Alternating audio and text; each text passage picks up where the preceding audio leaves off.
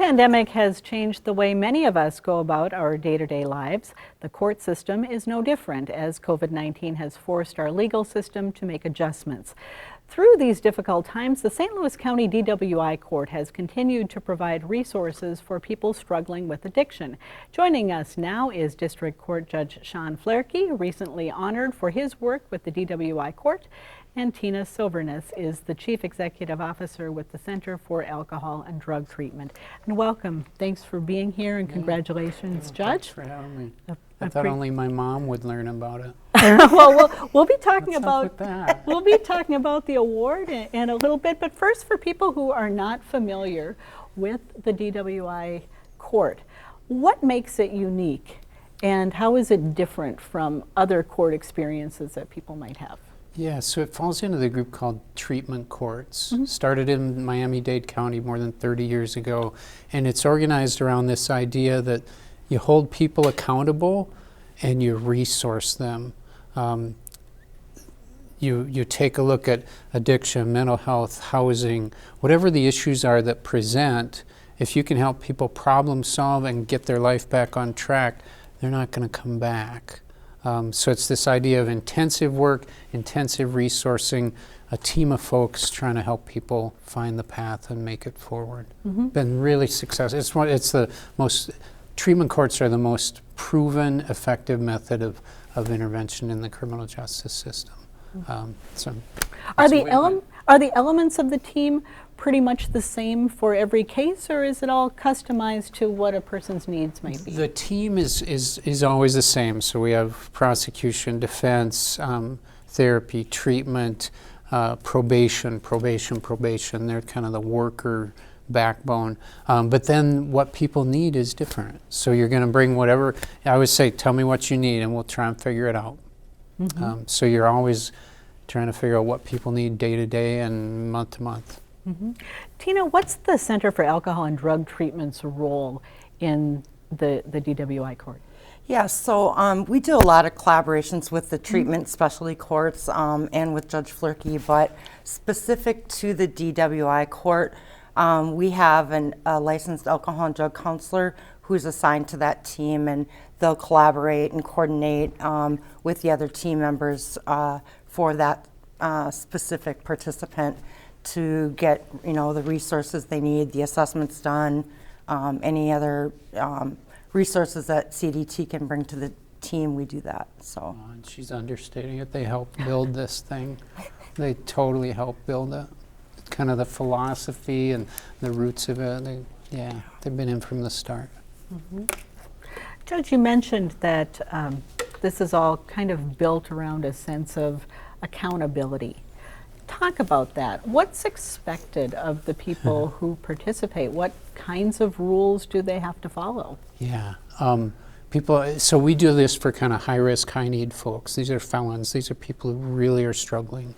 And everybody's like, well, why don't you do it for everybody? Well, you check in with your probation officer daily. You take random tests all the time. You might be at inpatient treatment for 30 or 40 days. You're certainly going to be an intensive outpatient for weeks and weeks and weeks. You see me every week. It's a super intense accountability with the idea that compliance is good for us to get started. And we can kind of hold you sober and to treatment, make sure you make treatment, but then you back off so that the sobriety at first is enforced through accountability.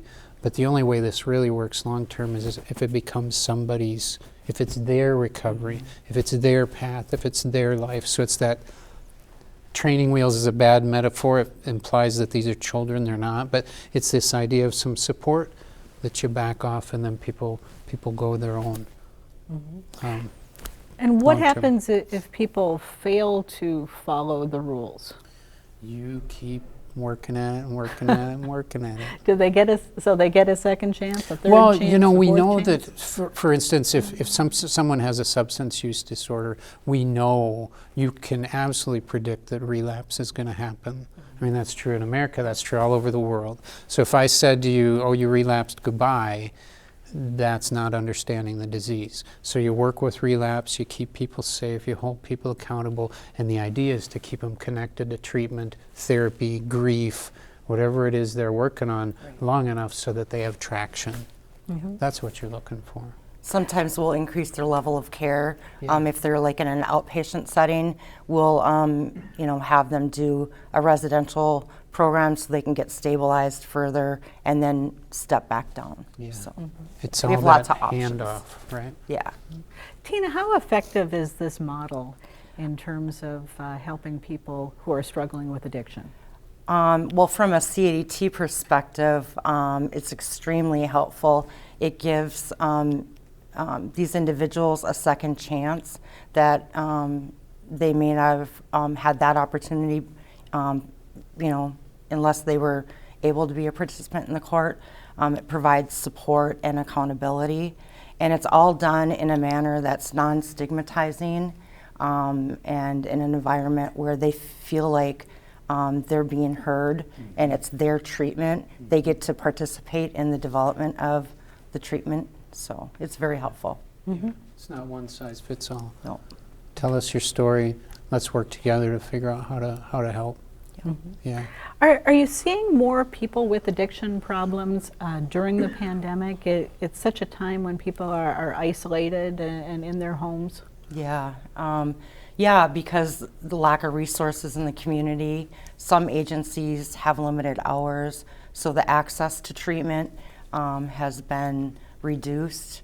I think we've seen a lot more overdose and overdose deaths this year already compared to last year. So it's having a tremendous impact on these individuals. Yeah, like you said, isolated, lots of anxiety. Yep. Lots of depression, lots of people wondering what the future holds. We're kind of all, Yeah. Tina, your organization gave Judge Floerke the Gary P. Olson Visionary Award. Talk Yes. about that. What is the award and why was the judge honored? Yeah.